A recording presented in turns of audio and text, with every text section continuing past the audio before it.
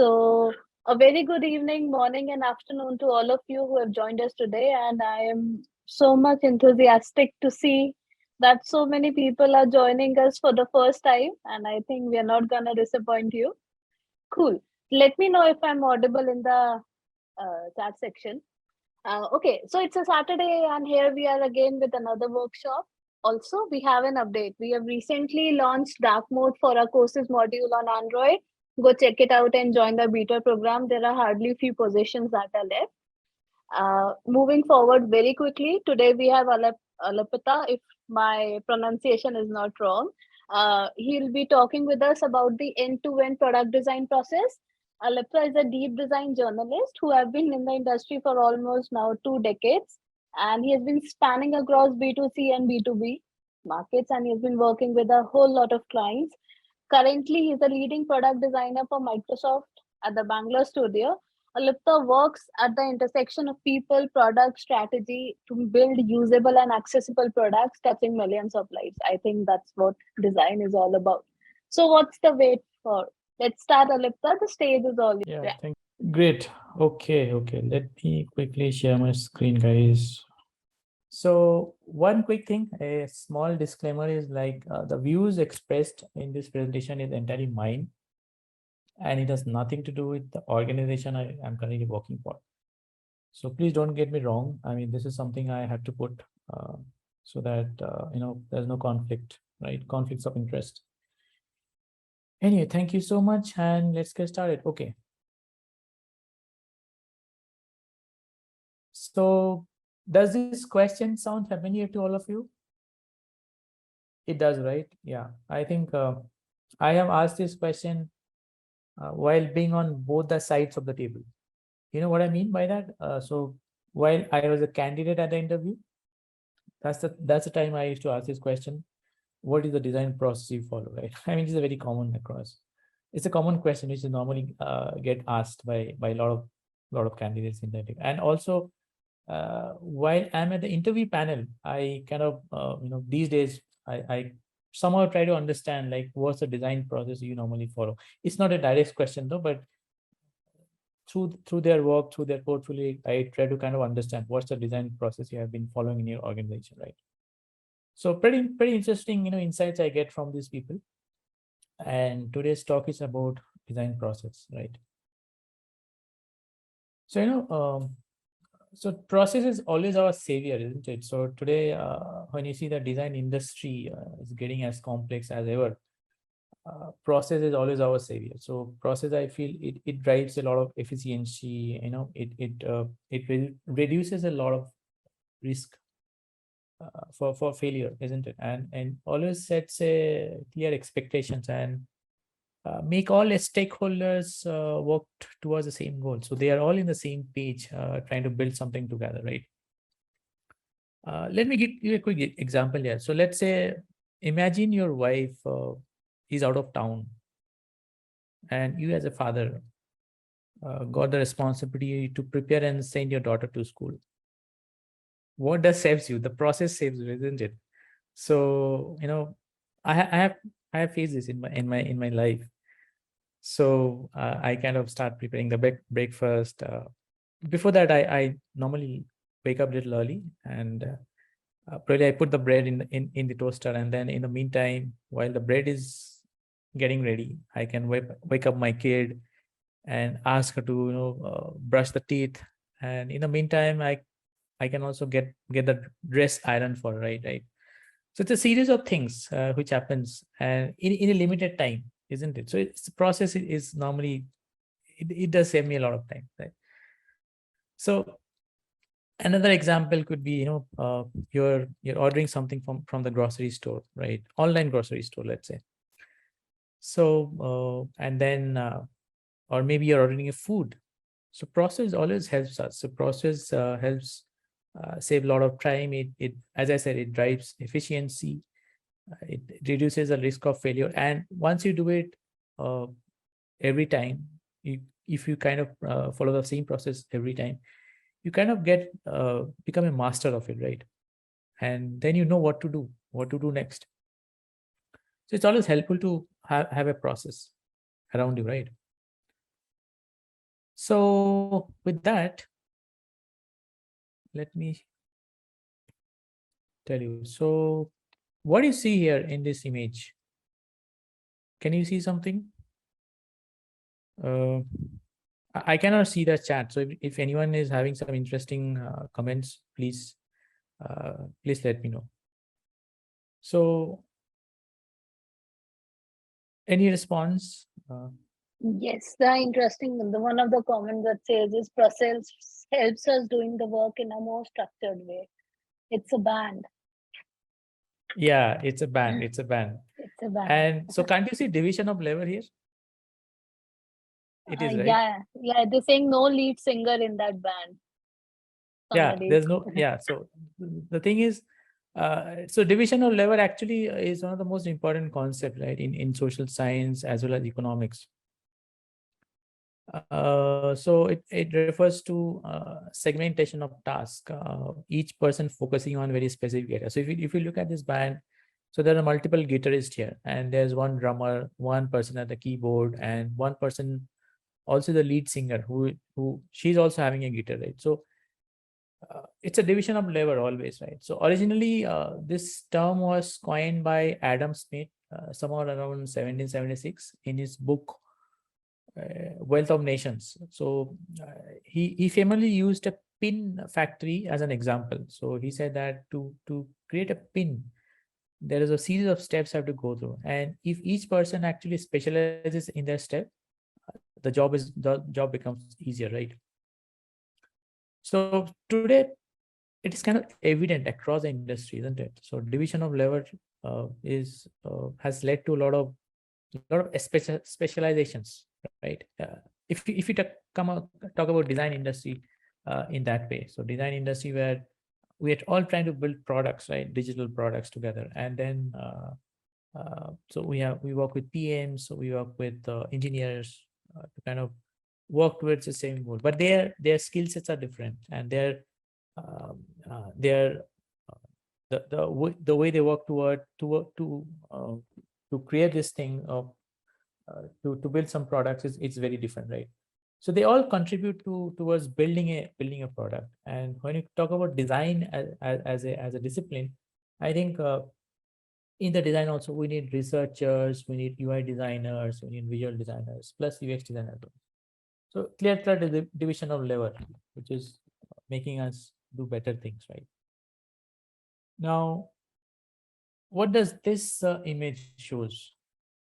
Do you see a process there here as well? I'm really curious to know if there's any interesting comments in the chat.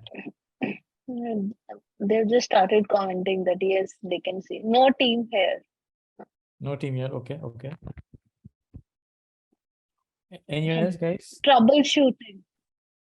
Yes, you're kind of right. You're kind of right. Troubleshooting. Yes, that's a good angle actually. Troubleshooting. Right. Doing damage control, right? Yeah, yeah. So this is just in time. So just in time actually is a production model in which items are created to meet demand, but there's no surplus or there's no advance of needs, right? So it's mostly a lean manufacturing concept adopted by Toyota many years back.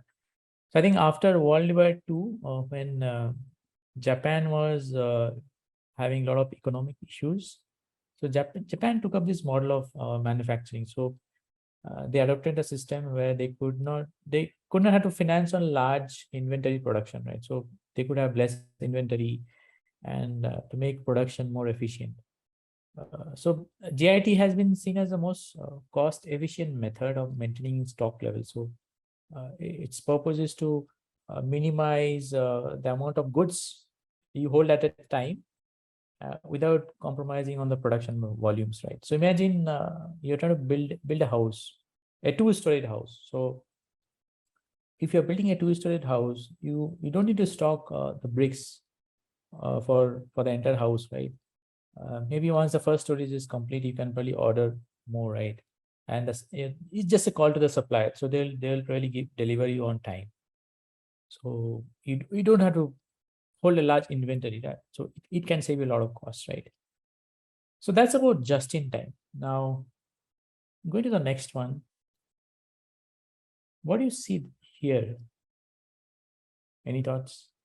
Mm, uh, Not no response as of now, Mhm. but This is very alterations. interesting. Okay. Someone is saying alterations. Uh, Focused solution, Okay. Focus process solution. breakdown, Correct. optimization, simplifying product versus user experiences. But simplify, like someone has button groups, constraints, Mm. abstraction, organized. Oh, Okay. lot So more. can't you see design thinking? Right, right. Different designs Definitely. and user-based Definitely. solutions, right? Definitely. So too many choices is always stressful, right? I think there's a law already called Hicks law, right? Where it says that if you're offered with too many choices, you are bound to have a decision paralysis, right? So psychologist Paddy Squads coined this phrase, paradox of choice, where he said that if too many choices are given to you, it leads to a greater anxiety, indecision, and somehow it leads to a certain number of certain number of dissatisfaction as well, right? So imagine, I mean, this is again I'm sharing from my life examples. Imagine you want to buy a smart TV. So I remember some 2 3 years back, I bought a smart TV at home. But I when I went to the shop, I have a definite budget in my mind. But then when I got into the store, there are too many choices given to me in terms of brand, in terms of the picture quality, in terms of sound quality, and a lot of smart features. Then I was like, oh, which one should I buy? So I really had to struggle, And then I remember I bought a TV which was not at all fitting in my budget, but then still I bought it because probably I like those features, right? So sometimes too many choices lead to better selling, which is good, but the struggle I made was like almost more than an hour where I could not find out what's the right choice for me, right? So at a moment I thought, okay, let's order from Amazon, right? Or maybe try come some other day to find out what's the best option for us. Anyway, so similarly, I think in digital products also, these days you find there are too many features. I mean, it's all, but we hardly use them, right? We probably use only 20% of the features. So one good example I would say is Adobe Photoshop. So Adobe Photoshop actually is a vast software, but how many of you actually use the full capacity of the software? I know only 20% of the software, right? So this is all about flexibility and efficiency of use, and too many choices definitely leads to decision fatigue. So let's keep things simple, isn't it? But then sometimes process fails. Even if you're having too many processes, too many ways to create a product where you have a very let down process, design thinking, product design process. Sometimes process always fails. So when a product fails actually in the market, I would say it's actually a process fail in the first place, right? Because probably there's not enough research done. There's too many choice of tech stack, where or probably the choice of tech stack was wrong. Maybe you could have adopted a different tech stack altogether. The choice of platform was led to many challenges in terms of implementing what was required in the design, right? So a lot of things. Now let's look at some of the examples. Remember this Google Glass? Google Glass actually got launched in 2013. So this headset has a small prism-like screen, which are tucked into the upper corner of the frame. That keeps you constantly plugged into your email, calls, and other notifications, right? So that you don't miss anything, isn't it? But then, why do you want? Why do people want a computer on their face? Doesn't look good, right? So, I mean, so there's no consensus among the creators. Like, there are core use cases of this product. So, was it actually solving any issue? And believe me, this was one of the most hyped technologies, but that surprisingly flopped. So it was a product where a lot of questions came in terms of what value it's offering to its end users. So unfortunately, Google has failed, and it doesn't, since it's not solving any real challenges, right? The same for this Apple Newton. It's a PDA. So John Scully became the chief executive officer of Apple in 1983. Right. So he said he wanted to look for growth in the markets. So he wanted to grow Apple as a company. So so he wanted to build a lot of portable products. So he wanted to build this so that it could anticipate your needs. So in the early 1982, in a conference, he announced that Apple would soon revolutionize the world with a new category of devices called as personal digital assistants, PDAs. So officially named as a message pad, it was a handheld communication device, which is a small touch screen and a pen and a stylus that allowed us to gather and manage and share information. So that is the intent. But then what problem it went through? So Apple could sold only 50,000 units of that product in its first 4 months. And the Newton product was Linus discontinued in 1998 because it was too large and heavy, and the batteries had a very short lifespan, and the LED had poor contrast, and it made it difficult to read the information. So there are multiple other points probably, but this product actually failed. One more, and this is the last one from my side. The Kodak. So George Eastman founded the Eastman Kodak company in 1988. It was long back. So Kodak was a go-to name, right, when it comes to the world of photography, videography, and it indeed brought a revolution in those times, especially in the filming industry. But until 1990, it was rated actually as one of the world's most valuable brands, right? But then in 1990, in that area, the photography industry actually started to shift towards digital, right? And Kodak failed because it did not make a huge push into the digital market, right? So so Kodak actually had to file a bankruptcy in 2012, right? But then process also evolved over time, right? So when process evolved over time, the product became more efficient. Let's look at some of the quick examples here. So from the first feature phone, actually, Motorola engineer Martin Cooper made the first cell phone in way back in 1973, actually. So it was considered a basic phone. It was able to make voice calls and nothing beyond that. But today, if you look at the smartphone, it's a mini computer for us, right? It can do a hell lot of things. You can send mails, you can chat with your friends and do multiple other stuff, right? So that's why we call it a smartphone, isn't it? The same actually for the storage industry, where in 1986 IBM introduced this 3.5-inch floppy disk. I remember I have used floppy disks when I was studying computers many years back. That was probably around 1996. And this disk has a capacity of holding 1.44 megabytes of storage space. Remember, 1.44 megabyte space, right? And today, if you look at this SanDisk, sorry, there's a typo here. It's not a smartphone. It's a small pen drive, right? So that pen drive actually can hold gigabytes of data, isn't it? So products also evolve over time, isn't it? So that is something I wanted to convey here.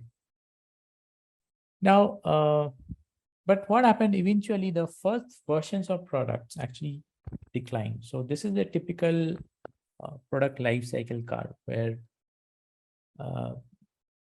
on the x-axis you have the time, on the y-axis you have the sales, right? So what happens normally? You introduce a product in the market, and you go through this series of stages, right?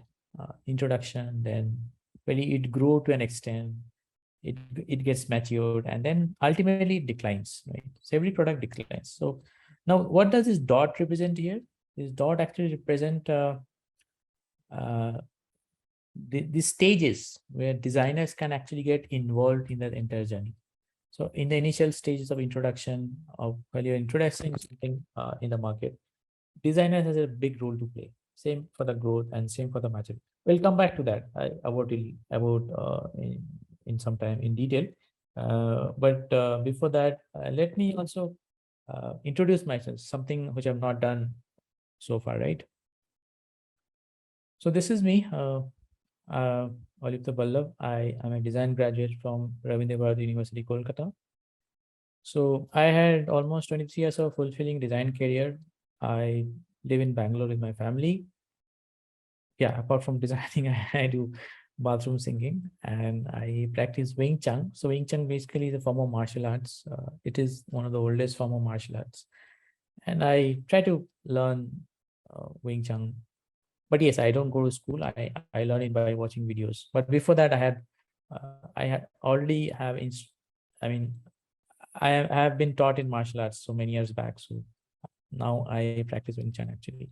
So my favorite hangout place always is a coffee shop and parks. And my past experience with these companies, I worked with Wipro, Harman. Harman now is a Samsung. It was taken over Samsung some years back. And Sana, so Sana now recently was taken over by Oracle. So at this moment, I'm leading product design in Microsoft Bangalore for one of the industry cloud vertical called retail. So that's a brief about me, and now I quickly want to jump to the product design process, right?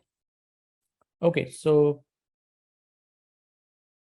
I have a quick question for you guys. So how many of you prepare tea at home? Two I participants do. raise hands. 4, 5. Okay. I think I all think of it us, isn't it? is right. All of us know how to prepare tea, right? Okay, great. So even I have to also do it. I do prepare tea at home for my mom and sometimes for myself as well, right? So what do you do? What do you do as a process when you start preparing tea? So let's say you want to prepare a black tea. You put a tea bag inside a cup, right? You add sugar, you add hot water, and the tea is ready, isn't it? It's as simple as that. But then if you want to add milk, the process slightly uh, it's a little different, isn't it? So you probably heat the water first, add tea leaves, and then boil, and then add milk. Sometimes the milk might be hot, it might be cold. So if you're adding cold milk, again hit the tea, and then finally you add sugar, and the tea is ready for you, right? So this is the tea added with milk, right? And the final one, this is not the final one. This, I mean, you can prepare tea in multiple other ways. But let's say if I want to have a tea bag, right? So what will I do? I'll first put the tea bag inside a cup. I'll add hot water, and then probably add hot milk, and then add sugar, isn't it? So and then my tea is ready. So what I've seen is the outcome is the same right here, but each time the process is different, isn't it? So yeah, so imagine you're building a product, right? So what I've seen always is sometimes you're building different products for different customers, and each time the design process or the product design process is a little different, and you might have to tweak your process at certain point of time so that you can make efficient and better products, right? So imagine a scenario where you want to have to do a quick prototype, uh, and you have to launch your product as soon as possible. So at that time, I might really use the first option here, tea without milk. Let's say, for instance, I'm just saying, just put the tea bag, add sugar, add water, and your tea is ready, which means your product is ready, right? But then if you have enough time, enough budget, and enough people to support your product development, then you really add milk to the tea, isn't it? So there are multiple ways to get into that product development process. So, but then what are these? Can somebody tell me what are these? Any anything coming on the Mm, chat? no, design thinking process, various Yes, processes, yes, design yes. thinking process. Yeah, you're right. You're absolutely right. So these are all design thinking process. Double The diamond first, model. yeah, double diamond models. So where you converse, diverge, stuff like that. These are all design thinking process. So in a typical design thinking process, you kind of start with empathizing, defining, ideating, prototyping, and testing, right? So that is something which we all know because we all are designers, isn't it? We follow the same process across. But the thing is, none of them are product design process. These are just design thinking process, right? I'll come to that, what I mean by that. So let's say this is a typical product lifecycle management, isn't it? So as I was telling you in my earlier slides also, where you introduce a product, you grow that product, the product might get to a maturity of at a certain point of time, and after that, slowly there's a decline. But before the introduction part, there's also something called pre-introduction of the product, where you set up business goals, you set up product vision, and you set a roadmap, right? So uh, I'll kind of elaborate in those areas, but you'll probably not see this diagram somewhere. This is something which I've envisioned over the years when I got in different projects of product lifecycle management, where I had to build products, and then I could realize there's also something called pre-introduction stage where you have to ideate on these many things. So let's take on what is the business goal. So in a business goal, typically, what you actually try to do in a business goal is, let's say, you want to enter into a new market, right? That is probably your ideation. Let's say I am running a business. I want to expand my market share, and for that same reason, I want to get into a new market, right? And that market could be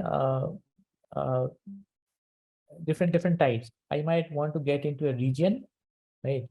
Or I might get into a new domain altogether. So coming back to that example, so when my previous company Cerner actually was acquired by Oracle. So Oracle, they was never into healthcare, right? So they wanted to try out healthcare vertical. So they wanted to enter into a new type of products, which is called healthcare, right? And even there are certain products which might want to get into newer markets, right? Let's say I want to get into APAC market, let's say, or I want to go to European market. So there are two things: region and type. Now, the second ideation could be I want to satisfy a specific consumer demand. Let's say I want to build a healthcare product, right? Right. And then I want to make the business also profitable with my increased market share, right? So and then I also want to find a sweet spot between my ambition and healthcare. So business goals can be, so I can put a lot of ambitious goals. I can say, okay, I want to earn, uh, you know, uh, 100 million in the next 6 months or 1 year. So it's a very ambitious goal for us, right? But then, is it really possible to achieve that goal? So it depends. So always try to find the sweet spot between ambition and realism. Now that comes to the ideation phase of it, right? Now, what do you do in the validation phase? Right. So in the validation phase, you try to do a bit of market research, like how many players are operating in that market, right? So let's say if I want to enter into the healthcare market, how many players are actually in the healthcare market? What unique proposition they have, and what significant gap they have in their products, right? Are their product useful? Are their products are giving value to the end users? There are multiple other things which might come in the picture, right? And how business can make a significant impact, right, into this market. So then in this validation phase, what we do, we also try to create a quick conceptual model of our product. So it's not actually a product, it's a very high level concept which kind of create, you can very call it an MVP. And what you do normally, you create an early prototype and test with with the stakeholders, right? So these are just concepts. I'm not saying these are actually prototypes by nature, but maybe some kind of screenshots, right? And you pitch uh,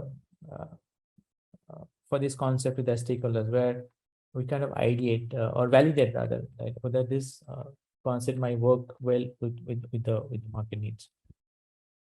Now, after that, when everything is done, when I've got into the ideation phase and the validation phase, at that point of time, what I do, I was able to form that business goal for myself, right?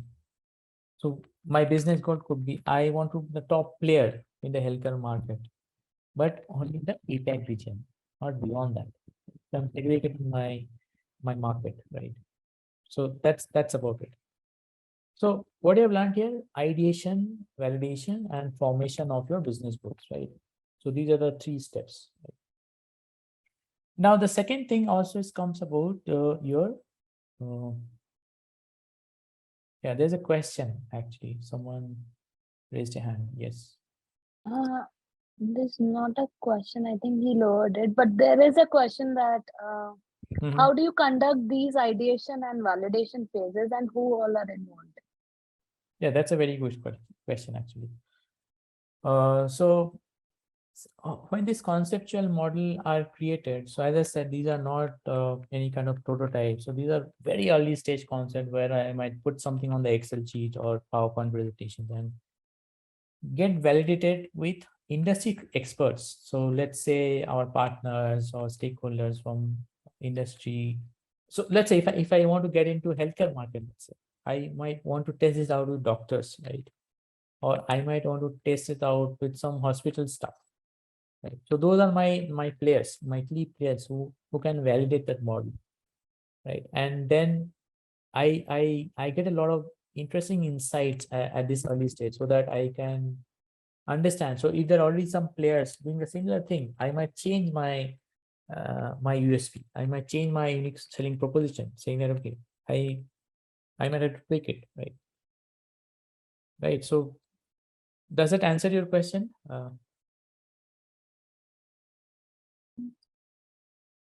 Yes, Okay. Let me go to it the does. next one. Okay. So as I said, business goals formation is very important. This is the first part of building your products, and the second part is about product vision. Now, so what is a product vision actually? So product vision aims to describe the future state of the product, isn't it? So today it is in a certain state, or today there's no state at all. So when you start building a product, there's no state at all. You might have some very high level vague idea about the product, but then what does a product look like in the next 3 years or 5 years or down the line in the 10 years, right? So that's the core essence of the product, isn't it? So and this will actually guide the stakeholders whom you're working with, and this will keep reminding them that this is a general direction I could take uh, when it comes to delivering the objectives, right? Why I'm building this product. So this is a vision close to what you call it North Star these days, like. So this is a North Star vision from our product. And so there's also something called North Star. I forgot the term, by the way, where North Star metrics, where you can actually measure your success in the future. How do you measure the success of the product in the future? So this is the ideation phase, where you define why the product would even exist in the market, right? And define the KPI success metrics, so that once you build it, you can really get this success metrics measured against certain criteria. So let's say I can probably give an example. Let's say I want to create a computer game, right? And which probably might allow children to choose and interact with characters, uh, allow them to kind of customize the stage, allow them to kind of give them a different choice of music they want and stuff like that. But this might be a nice idea, right? But this is not the actual vision of the product. So vision is something which can capture the change what will happen over time, how the product actually evolve over time, and what code problem it will solve, right? So for the similar thing, it could be help children enjoy music and dancing, right? That could be one vision, and for that I could create a product which might help them doing it, right? The second part is about validation. Now understand who will benefit from the product. Now here, one important thing is when you're building a product vision, what you normally start with, which kind of be a generative studies with the end users. So because we kind of segregate, like while you ideate on the vision, we kind of segregate. This is a market for us. So in the business goal, we have already segregated the market, right? We have probably segregated the APAC market, where we're going to build healthcare products in the APAC market. We know the market for us, and then we pick up end users from that specific market, right? And we build some conceptual model, and we try to test them in test. And this conceptual model is about, we also do some competitive study in this phase, where you kind of pick up ideas from different other products and try to test them with the real end user, like in the form of a questionnaire, though, where does this sound like a good idea for you, or do you think this might work out well, and stuff like that. So then once you have the ideation and the validation done, and one more thing which I want to pick up here is this validation and ideation is, it actually is done not in a silo. It is done with involving other stakeholders as well, right? Where you have product managers, where you have sales representative, marketing, and we have scrum master, engineers, and stuff like that. So once we build this product vision, we kind of form that vision for ourselves. So let's say we want to say that, okay, make healthcare accessible for everyone, right? Because what I've seen in my previous company, coming from that experience, so accessibility means that we are designing for people with disabilities, certain disabilities, right? And then I have seen many healthcare products these days are not accessible in nature, because we have a lot of issues. And for the same reason, as per ADA, American Disabilities Act, all healthcare products, or basically all public facing products, has to be accessible in nature. But accessibility is a very ignored space still. We are really pushing for it. We are making try to build a lot of inclusive design principles these days, but I think there's still lot to be done there, and it is still a very ignored space. So let's say I bring out this as a very unique USP in my product, making healthcare accessible for everyone. I think there's one more hand raised by Hussein. Right, One more but time, rather. right. Yeah. But the question is from Srinivasa. Mm-hmm. He wants to understand how to get clarity on product vision in a gradual way, especially from PO or stakeholders' point of view. Mm-hmm. See, again, the vision, product vision actually is something you cannot get an idea in the first month. Even if you do a lot of ideation with your stakeholders, even if you try to validate, you might form a vision, but that vision might change over time, right? Because the more you research you do, the more ideas you get. So let's say you might launch the product in the market, right, with some minimum features. The the MVP, what I talked about, right? MVP is something where you build minimum features and you try to test out the ideas. But then once that MVP is something which really might not give you enough success in the initial phase, then you might feel, okay, maybe I have to add more features, or what is the actual problem here? And where do you find that actual problem? Your vision statement might change, right? Right. So it's an iterative model where you kind of get to the vision statement in certain time, maybe 6 months, Right. 1 year down the line. So try and test out, try and iterate as much as possible, and then only you'll be able to make that vision perfect. So everything in a product development exercise is iterative. You cannot get everything instantly, right? So that's would be my response to your question. Cool. I think Okay. there are many, but we'll take it towards the end. Sure, Santosh. sure. So it's a very small presentation. I don't have much slides actually. So I am No worries. a lot of questions in the end. So we talked about business model, we talked about product visioning, and now the last part is to set a roadmap, right? Now, what is roadmap all about? Now, again, we do a lot of ideation. Here, again, PA, engineering sit together, designers sit together to kind of ideate what is the tech stack, right? What is the architecture of the product? What kind of database I'm going to use? What kind of tech stack I'm going to use? Is it going to suffice the client needs? Is it going to be mobile, omni-channel? What channels, right? So multiple things. And then you define the user experience goals. Now, user experience goals and product goals are different, actually. So user experience goal is more about interaction patterns, what design system might be using and stuff like that. Like, or let's say the simplest example I can say,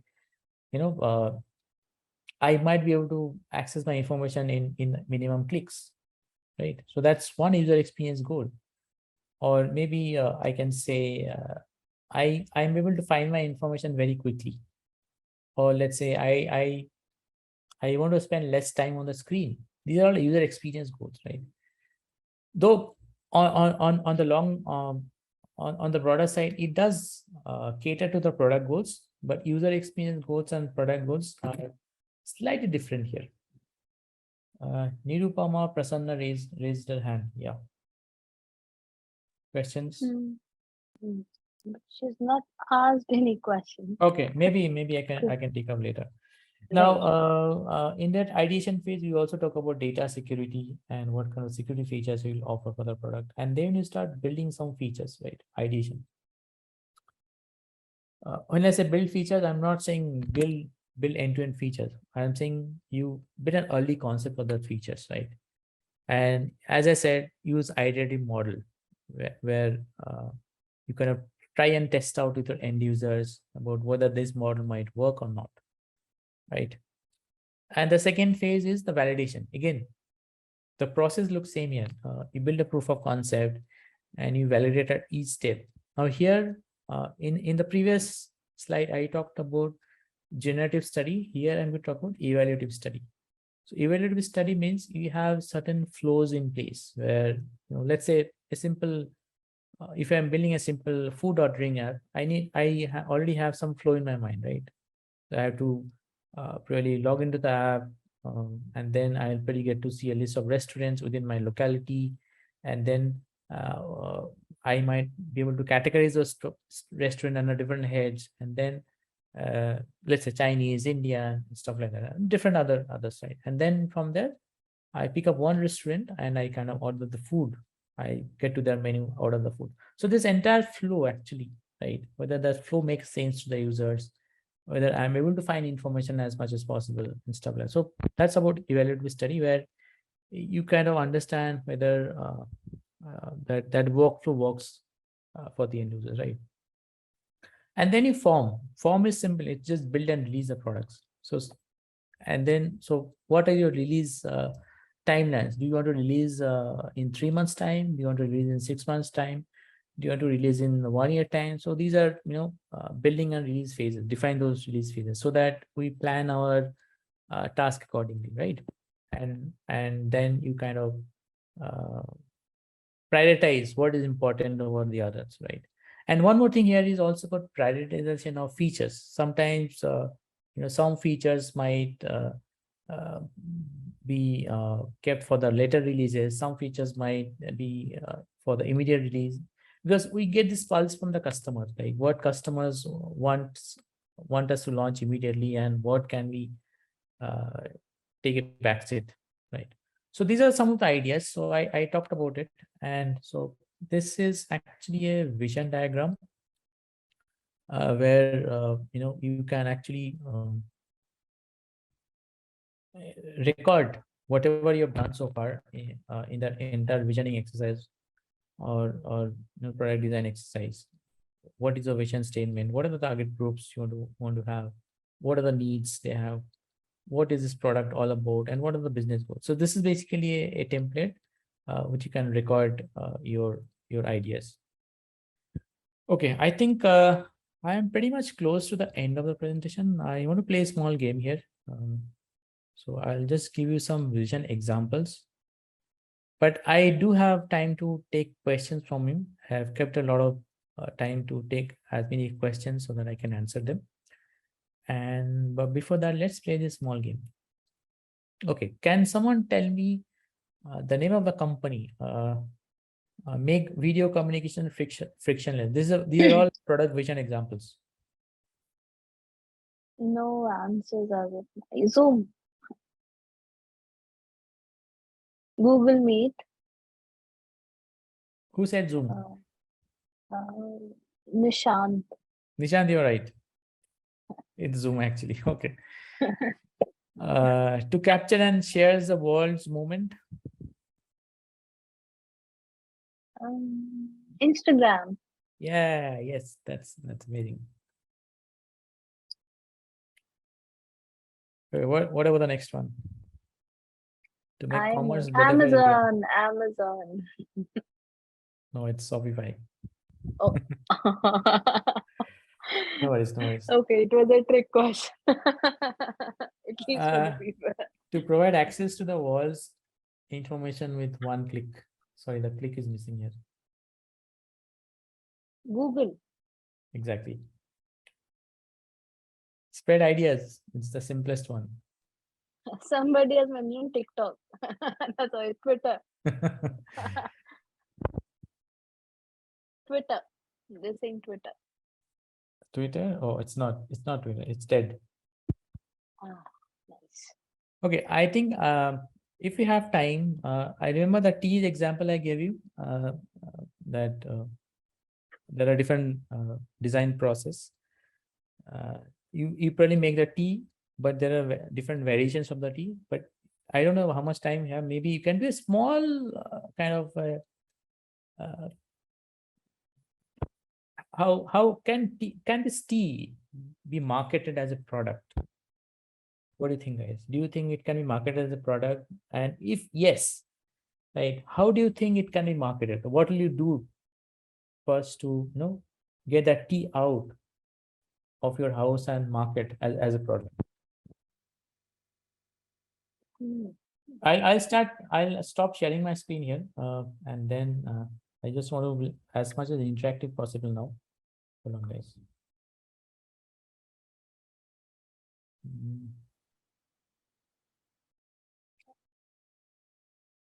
From the start, you can stop sharing from the above option. Yep. Cool. I think you can see the chat now. I can see the chat now.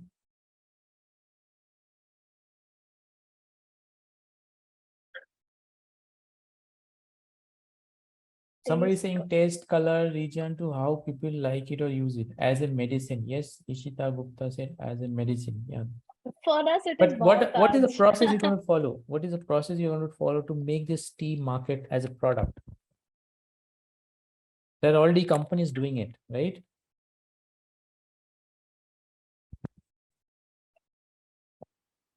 Research first, yes. We can first make user persona. Marketing would involve studying the user need and how the insights from them connect to the product features. Absolutely right. Yes. Market research. Yes. A lot of good examples are coming on the chat. Guys, come on. The first important thing is missing out.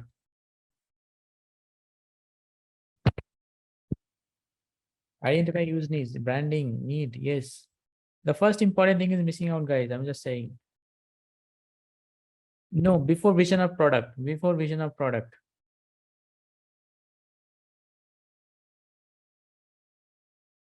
Business goal. Business goal is the first important thing. Why do I need to market this? What market I want to capture, right? That's the most important part. Exactly. Yuvraj said finally business goal, company goal. Yes. So business goal here has become very important, right? I mean, there are already competitors in the market like Chayos and Chai Points and a lot of other small players as well. Like, what is the business goal? How can I compete with them? What additional value I can bring to the Value. market, right? So that business goal become very important here. Then comes the product vision, correct? And then comes the product mission, value proposition. Exactly, you said value proposition. That's exactly is the most important part, because I cannot, you know, sell the same product in a different package, right? Because I might lose initially on the competition. What do I do? I have to build some unique strategy, right? So that's about the business goal. I might sell only, teas imported from Darjeeling.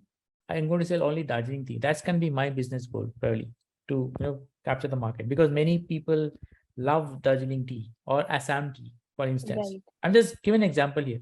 So that's my business goal, to capture the market, and then finally the product vision, right? So sometimes I think during the COVID times, everyone was selling this, like some new tea brands launched and they were selling it as immunity booster. Correct. They, Exactly. Immunity booster. That's a nice right. example, right? Great. So, and then finally, so three things, keep three things in mind: business goal, product vision, and then product mission. What are the things? What is the way to achieve those mission? So those are three important parts of product design. And rest, everything is all about design thinking. I'm not going to talk about design thinking here, because you all are designers. You all know, right? What is design thinking? I have one thing to say. Yeah, definitely. So I was speaking to someone today and like asking them, she was an expert as well in the industry and has been there for almost 20 years. Mm-hmm. So I was speaking to her and was trying to understand if she can come ahead and do a workshop with us and everything. So there was one thing she said. She said that design thinking is a fake UX process. Design thinking and design sprints is the fake UX process, and you guys shouldn't teach it on the platform as well. So, I mean, I got a little confused. I thought that, okay, some of the things are there. It's how you actually adapt it in your, Mm. it. Sometimes you just take the parts from it. It's not a created process that you have to strictly follow it. But what are your thoughts on it? Like, it's a very Yeah, contradicting thought thing. yeah, exactly. Now, I mean, products are very different, right? So when a designer get engaged in product design, so some products are already available in the market. So let's say if you want to improve a food selling app, right, which is already an existing product in the market. Right. How do you engage as a designer there? Maybe you want to add one more feature, which you might consider adding, right? Now, so which means that I don't have to go back to that entire design thinking approach where I would empathize with the users, where I would understand their product needs. All that is already defined.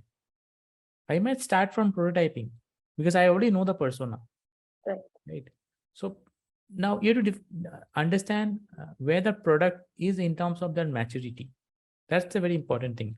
If the products are not matured enough, or if you're starting a fresh product development exercise, then yes, you have to do a lot of things: research, market study, understand the pain points of the user, a lot of things. So that direction is entirely different. But if you are working on a product which is already kind of matured over the years, and then you want to add one more feature to it, then the approach is different. So we kind of tweak the design thinking process always, right?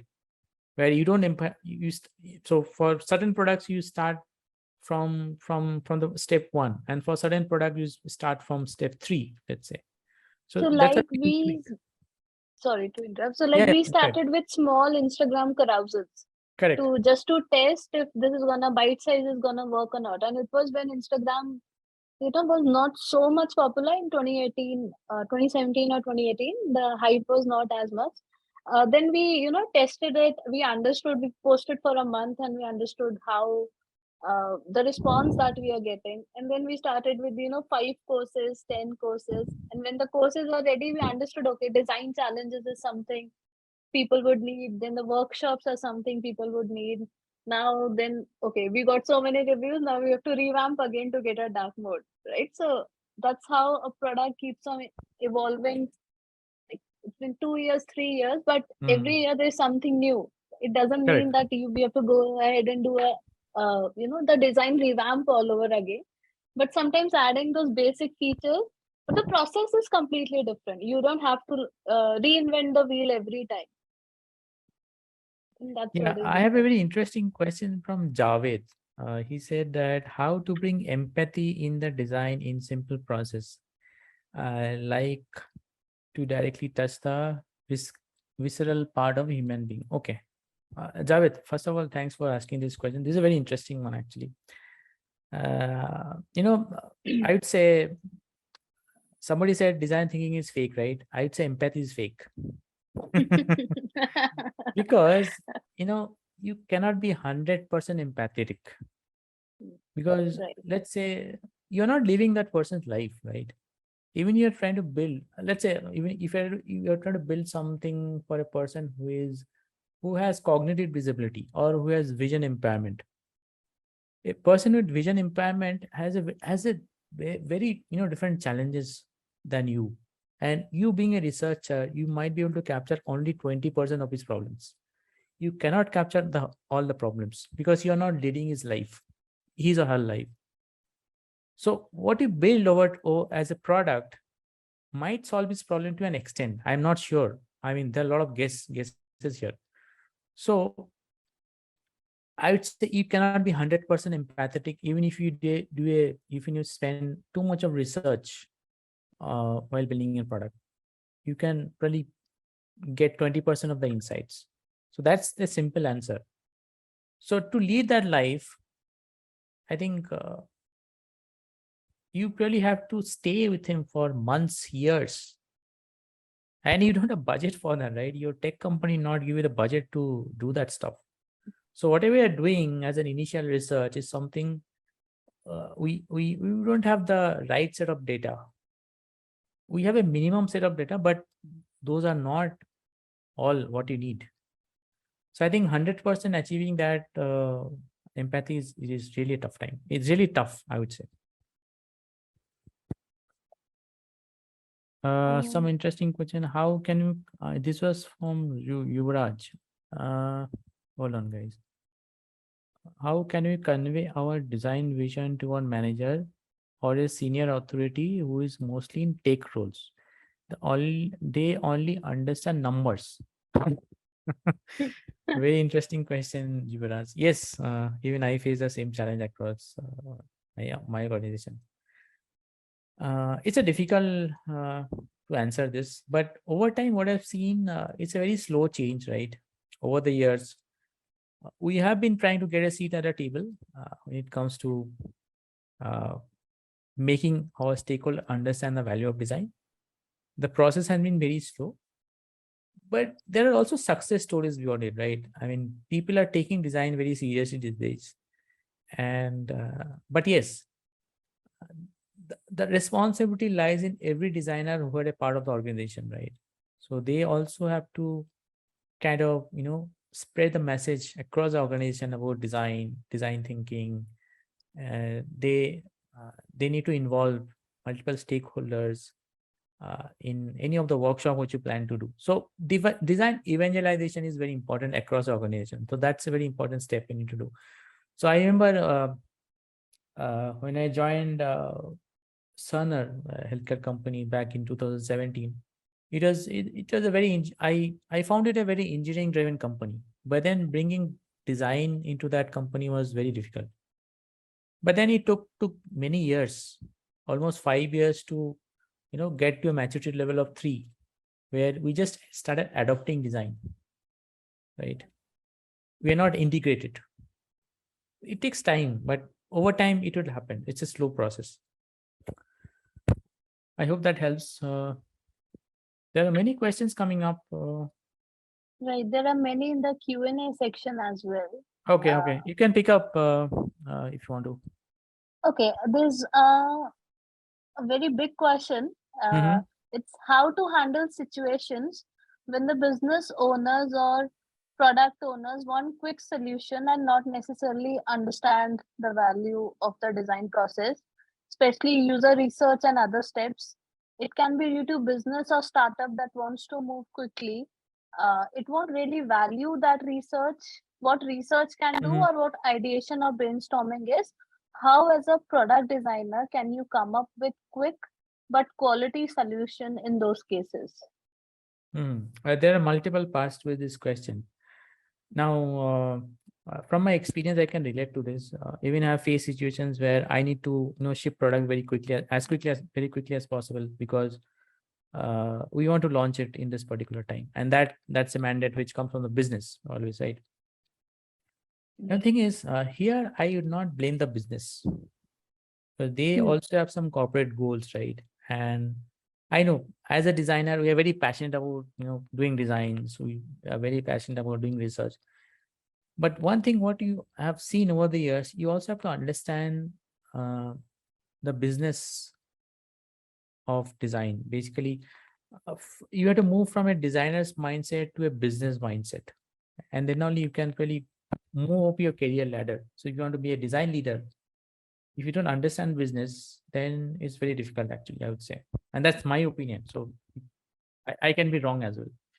So what I've seen is, in this such times, it is really difficult to communicate the business that the value of design, because business is kind of, they want to launch the product as quickly as possible.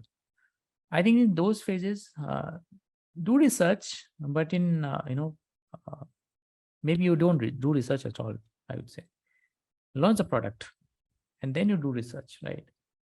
Because once you launch the product and when users start using it, definitely I think you'll start getting to know a lot of insights. A lot of insights might come, and then you have always the next step where you can uh, bring those ideas back to your product in terms of what insights you discover, right, after someone uses your product, right? I think uh, so do a good trade-off between business and design, because sometimes there's no ideal situation in product design. So I cannot give you 10 months to do research. I don't have budget for that. Maybe I can give 7 days for 2 days to research, because I have to build my product, I have to launch it, and I have to look at the competition. Maybe my competition sitting quietly is doing something very similar. I don't know, right? I have to launch it in that given time period. So there are multiple facets to it. So try to do a good trade-off. I think that would definitely help you.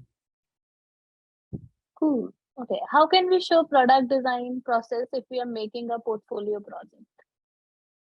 How can you say product design process if you are How can you showing show product design process if we are making a portfolio project? if you're showing a portfolio project? What is portfolio project? I mean, As in, uh, like, building design portfolios. If they're okay. like building as in a portfolio project for a portfolio, it can be a pseudo project. Uh, for a for a starter to for someone who is starting in the industry, they sometimes create a pseudo project, Mm-hmm. and then they put it Okay, in the portfolio, right? I got it. So this is one advice I would give to all of you, whoever are present. Don't keep pseudo projects in your portfolio. There are high chances that you might get rejected, because what happens is these pseudo projects are based on a lot of assumptions. You actually don't have real end users here. These is personal projects. Someone also asked personal project to showcase. These personal projects are built on a lot of assumptions, so you don't have the clear picture what you intend to build. There's no business involved here, mind you. It's just you and probably some of your end users, right? So it's not advisable to use this project to showcase your portfolio. Build a very strong use case. Maybe you can try doing freelancing projects, right, for some customers. But what I've seen from my experience, because I also do a lot of interviews. So whenever someone picks up a personal project to start with, especially in the portfolio round, I see the panelists start looking at each other, right? So that's that's a secret I Right. wanted to share with all of you. So don't go for personal projects at all. If you So, don't have, so if you have one project or two project to showcase, do that. But don't start with a personal project. Personal project might be very, you are very passionate to build something. You can probably keep it at the end, right? right. Actually, I also like sometimes take interviews and I go through them. Most of them are like revamp of the existing products that are there, like most of the Mm, pseudo projects that I've seen. But what if someone is like very new and they're just changing the industry and mm. they're just researching it and understanding? How about like for those aspirants? Well, Then also the I pseudo, don't have a great answer to this question. I know this is a very definite challenge every designers right? are facing in the industry. Even I get a lot of emails about it saying, how do I build my portfolio? I'm a fresher in the industry. How do I do that? Uh, I think I would say probably you try to get some real projects. Though pseudo projects or personal projects might help you to get an understanding of how design process actually works. It might give you some ideas. It might help you understand the challenges what you face in your entire design process.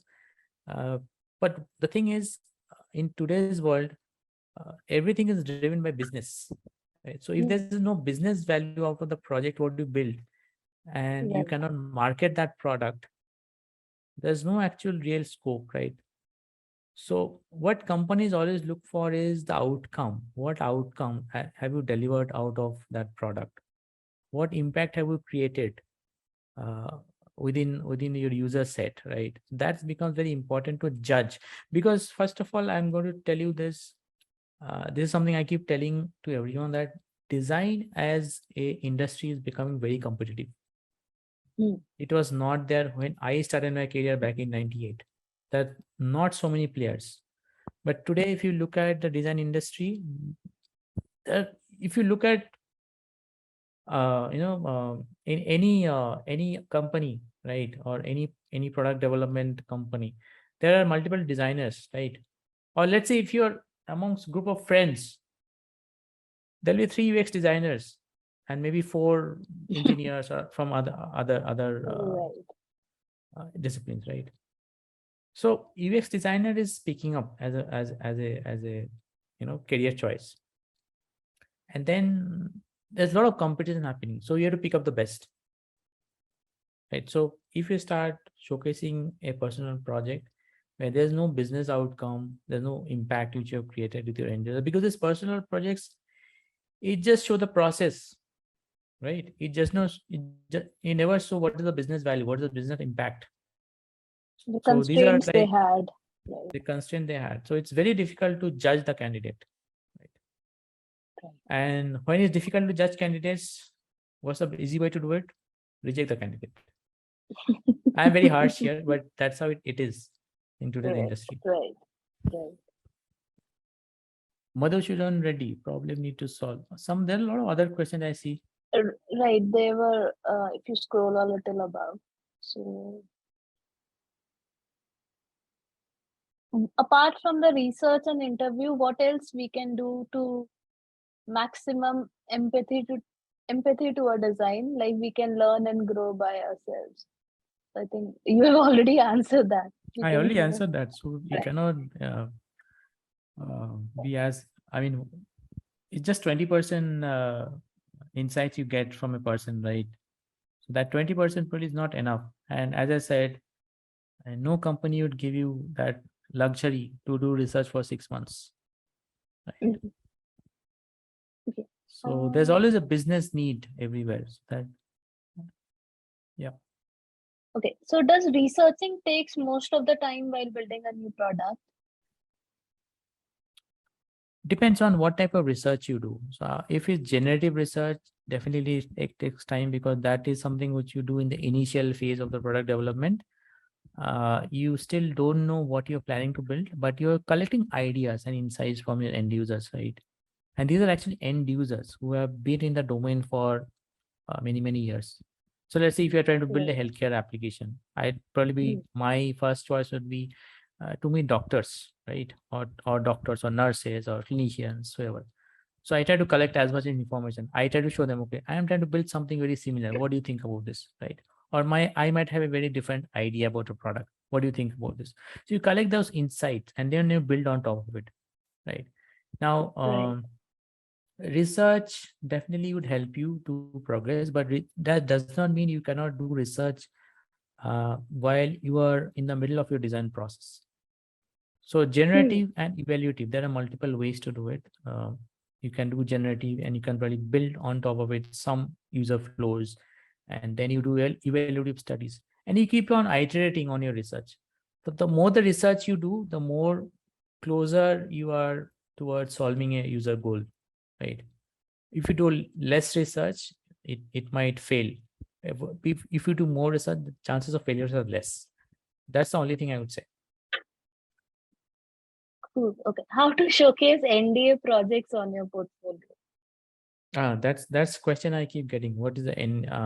And that's very difficult to answer actually. So what you can do is what I normally suggest is don't pick up screens or put prototypes where you have customer informations, Hmm. let's say, which cannot be showcased in the public. So try to remove that, and or maybe try to recreate that flow, whatever vision you have, but don't show those customer information which has to be hidden, right? And I think that would help. Sorry, Yeah. I'm taking too fast. No, There are no. a lot of So, questions. this one from the Q&A section, how UX designer is different from a product designer. As I said, I think I was able to explain through my presentation that UX designers are really thinking a lot about design thinking. They always look for an ideal scenario in while they build products, but that ideal scenario never exists, right? So if you're a very passionate designer, you might say, okay, I want to build this product so that it can solve everyone's problem. But then you don't have enough time given to do research. You have not given enough time to create prototypes. You have to ship everything very fast, right? So there comes a business angle. As I said, do a good trade-off between the two. What is important? Prioritize your things accordingly. So there could be some features where you need UX very prominently. So try to prioritize, try to do a lot of trade-offs, and try to convince your business that okay, we might need to do certain amount of research and UX here, right? So that's a short answer. Uh, but yes, as I said, your to answer your question, what I would say, try to do trade-offs, and if you learn the trick very quickly, uh, it will help you definitely. Hmm. Uh, what are the things to be considered for accessibility in design? Okay, so this is a good question. Now, so when it comes to accessibility, there are three different parts. Whatever so there is something called screen reader accessibility. There's something called keyboard accessibility, and from designer standpoint, what you would say, there's something also called color contrast. Color contrast. So these are the three major parts when it comes to making a product accessible. So what I've seen over the years, a designer's responsibility is mostly tied to making color accessible within your designs. So there's a color contrast ratio which you can apply. There's a tool called color contrast analyzer. There are multiple tools actually to check whether you are in compliant with the color contrast with regards to screens, and also check whether your tab ordering in the screen is efficient, right? Whether if I build that screen using HTML or CSS, my tab ordering is kind of okay. So those are the two things, and rest is entirely depending on the engineering how they take accessibility to the next level. Because there's a lot of things they have to do. They have to probably add ARIA codes. They have to make JavaScript accessible and stuff like that. They have to probably break the page into multiple regions, and once you use JAWS, let's say, as a screen reader, it will call out. So these are the different regions of the screen. Let's say top navigation is one, left panel is one, your center stage is one, footer is one, stuff like that. So there are multiple ways. And this is my short answer. There's a lot of guidance. You can pretty go to WCAG website and look at multiple other things. Yes.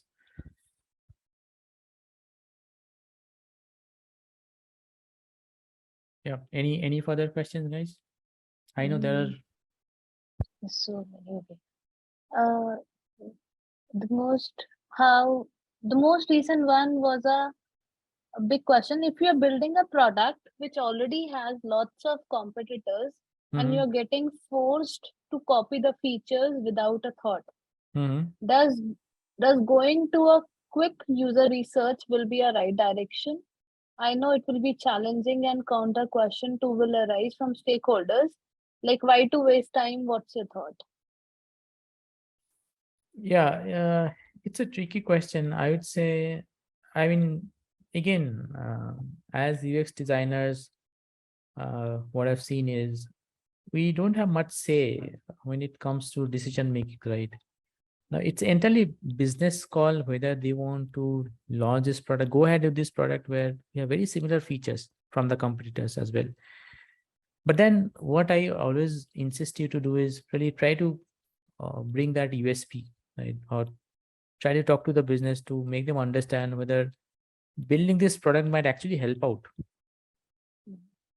It's a very difficult conversation you might need to have with the business. But then the thing is, if you're able to convince the business that whether this product or launching this product might not help you at all, then you are in a winner spot, right? Which means that you are taking UX to the next level where UX is valued in your organization. So anything coming from any idea coming from the UX is really valued. So try to bring that value out of you or from the UX team, I would say. I Oh, think we there have are too many 5 more questions. minutes. We have 5 more minutes. We'll quickly take how much we can, and then maybe we can connect with with him later. Okay. Quickly, how do we define good KPIs? How do you define good KPIs? A good question. Now it depends on your in. So as I said, what is your business goal? What is your product vision? So KPIs are entirely dependent on that, right? So let's say as an example, I picked up that I want to make products which are accessible in nature, right? And I might want to target those end users who have certain kind of disabilities, right? Now, how do I create KPIs for these user groups, right? So if they're able to use my product without any issues, that means I'm able to achieve my KPIs. I'm just giving a broad answer here. Now, KPIs can be listed out, like maybe it is 100% accessible in terms of screen reader, or maybe it is 100% complied in terms of color contrast, right? Now, so those are my core KPIs, right? But overall, what I intend to achieve from a business standpoint or a product vision standpoint, that becomes your KPIs. You list down the KPIs from that vision or the product goals. Hmm. Your viewpoint on the application, which is actually dominating the field, cred. That is something I would not prefer to answer because I really don't want to comment. Okay. How do you define color when logo is already defined? Sorry. How do you define color, contrast? Mm-hmm. Okay, I'm not able to understand. How to define color when logo is already defined and logo is color and white contrast is low, but it is looking good instead of keeping black.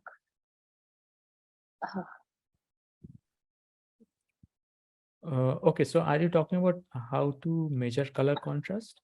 Maybe measure color contrast for a Mhm. logo. Major color contrast for a logo. Oh, okay, that's a nice question actually. Hmm. Um, so when you're placing a logo uh, in a certain background, you have to test the background. So basically, what you do in color contrast, you check the background versus foreground, right? So if you're placing a logo, let's say if I have white logo, white version of a logo, and you're placing it in a dark background, your logo is very much accessible. But if your logo is red and your background is another variation of red, let's say, for instance, then none of them might be accessible, right? So pick up those colors which are having that contrast, right? Yes, somebody said W3 contrast checker. Yes, that's a tool you might need to use to look at what contrast it is having. I hope that Hmm. helps. Right. Okay. Another similar question: how to educate the stakeholder and bring into How to educate a UX stakeholder? practice? If it works in fast-paced working project, directly asking for visual designs. Visual designs. How to educate the stakeholder? Yeah, so education take time, right? I mean, how many years you spend in school? 10 years, right? So education takes time. So you cannot educate overnight to an stakeholder. It takes time. So if you continually teach them about the value of UX, and then uh, someday they will learn about it, right? So that's my short answer. Okay. Are internships a good way to learn and grow as a product designer? Definitely yes. Yes, definitely yes. Definitely. Okay. Can you please share three topics for you to avoid the decline in a product life cycle? How do we keep updated concerning the time and also keep the updated technology in mind? Okay. I think, see, decline is everywhere, right? I mean, even as human being, we get into mode of decline, right? After a certain age. So decline is everywhere.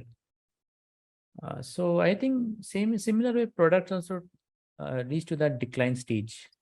Now, what we do normally, introduction, growth, maturity, uh, we try to capture new markets either when you're having a mature product. You try to build in more features when you're mature products, and we try to keep our market share intact, isn't it? But then over time, some competition might have already captured the market. So let's say a good example could be Sketch versus Figma, Right. right? Sketch was having a very good market share back in the days, but then Figma captured it, right? But then why? No, how Sketch is doing now? Sketch is now probably having very less market share than Figma. Everyone's using Figma. Nobody's talking about Sketch did this. Now, now Sketch might be doing some research now. How to bring that USP back to our to our users, right?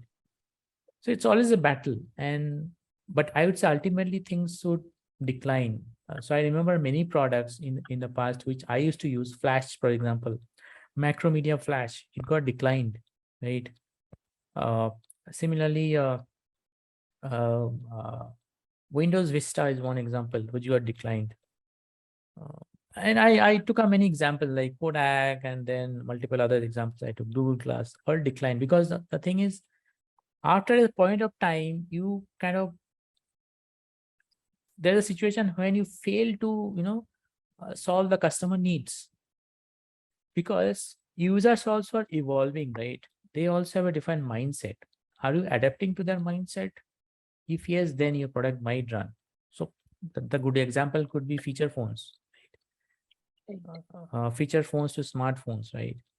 So I use feature phone and now I'm using smartphones, right? So because my mindset has changed over the years, I feel feature phone might not solve my immediate problem. So let's say I'm traveling and I might need to, send an immediate important mail. Feature phone will not allow me to do that. So situation across changing, and I think you have to adapt to that. Otherwise, you will die. But all is one. But remember one thing: there's a decline for everything. So over time, it will decline ultimately, and some new product might get evolved. Right. Okay, we'll take one last question. Mhm. I'll combine it two questions into one. Okay, Sure. people using the product that we build give us a lot of satisfaction as a designer. So, any tips to go to a B2C chain, and can product designers become product managers in future? Two questions. Absolutely, yes, absolutely. Why not? Product designers can definitely be a product manager. But then to be a product manager, you have to understand the business side of things. That is exactly I want to tell you out of my presentation, right? So design thinking is more about it's more user centric, Hmm. but Right. product design is more about business centric plus user centric. So there are two different things here, right? And I think that definitely would help you answer. I mean, Okay. help you And it understand my answer. Yes. there was one more part to it. So, any Mm. tips to go to a B2C chain? Like, how can you start working for a B2C client, and how is it different as a designer? See, one advantage of B2C, I will always say, is B2C. With B2C, you are directly interacting with end users. But if you're in a B2C company, you are really not directly interacting with your end users. You are getting to end users through a stakeholder in between, right? Right. So, I mean, there are challenges, there are opportunities. In B2C, I've seen you can be very flexible in terms of your design decisions. But while you're in enterprise company, I think very limited options are available when it comes to making your product experience very delightful, or having a lot of micro interactions and stuff like that. So I think that that would be a short answer for me, but there are a lot of other things I can touch upon, but with the interest of time, I think I'm leaving it here. Cool. I think we've answered so many questions, and this was one of the most interactive sessions we have had in such a long time. Thank you so much, Alipta, for joining us Thank you, thank today. you. And It's my I pleasure. think you just narrated the process that I've been living in for 2 3 years, the entire product design process. Correct, correct. And Yeah, the really great part is that nobody thinks about from the business perspective, correct. right? To conduct anything, we would need that money what we have Absolutely, invested thus far. So I absolutely. think thanks a lot for such insightful session, and have a good rest of the day. Thank you so much. Have a wonderful evening. Bye bye. Bye bye.